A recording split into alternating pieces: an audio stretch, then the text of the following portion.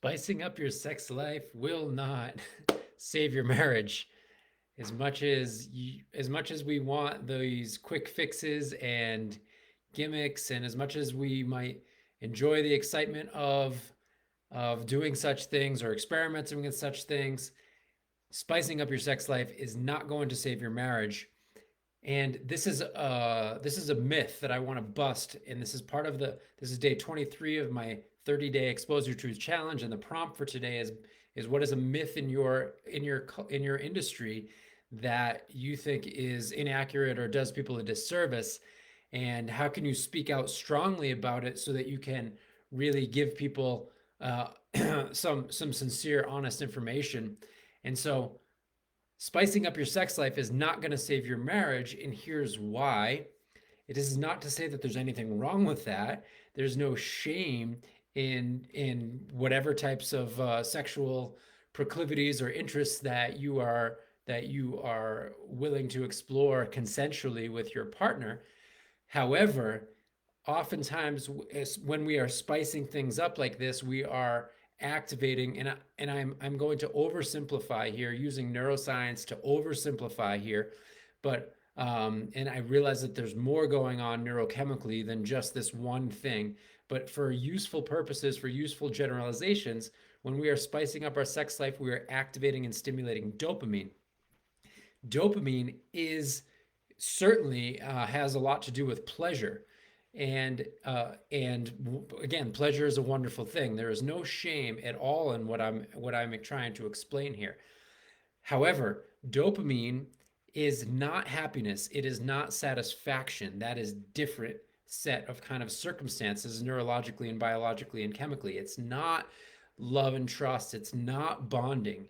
In fact, some might even make the argument that dopamine stimulates the part of our brain that is responsible for us going out and seeking more and not being satisfied. So when there is dopamine without the intrinsic satisfaction or the soul development that it requires work and cultivation, in a real relationship, in a real marriage, in a real partnership that goes through hardships, that goes through crises, that goes through really difficult challenges and important stages, then dopamine without that is really the booby prize. It's not going to result in lasting happiness.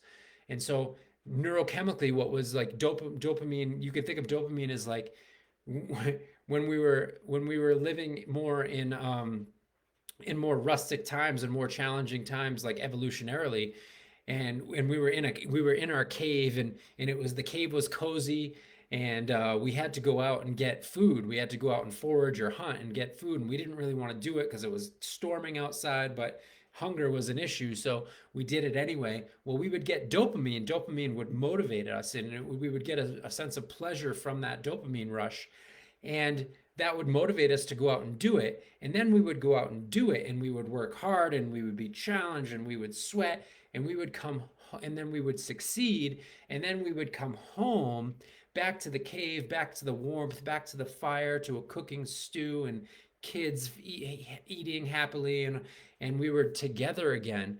And that is not dopamine.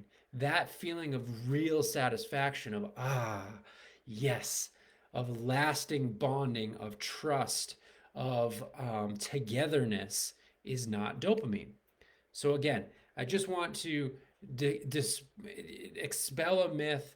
If you really have a real relationship, if you have a real marriage, you can't necessarily shortcut going through the challenges and the stages.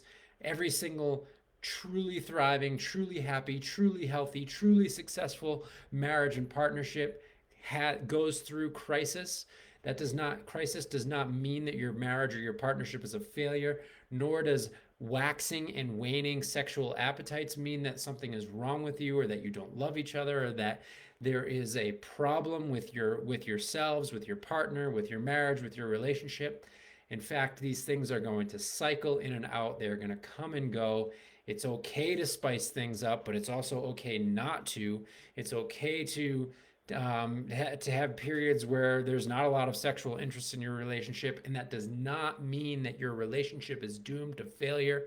That is a cultural myth. That is a lie. That is Hollywood. That is pop psychology. That is bullshit. That comes from the annals of separation psychology and the all importance me movement, the ever important me, that must have my needs met, and if my needs aren't being met exactly the way I want them to be met, then this must not be the right thing for me, and I must move on. It's all a bunch of that is not going to result in lasting love, trust, or happiness, either for you as individuals, or for your partnership and your relationship and your family. And again, no shame, nothing wrong with exploring sexuality. And in fact, it can be a really beautiful thing between you and a partner. However, please don't be fooled by what's out there in the popular media, in the popular coaching or therapy industries or self-help books or things like that. Okay, love to all. Hope you have a beautiful day. I am doing a 5-day free Hack Your Love Life challenge where we will learn tools about that longevity of cultivating the love and trust of a real relationship, a real marriage, a real partnership, whatever, however you define it.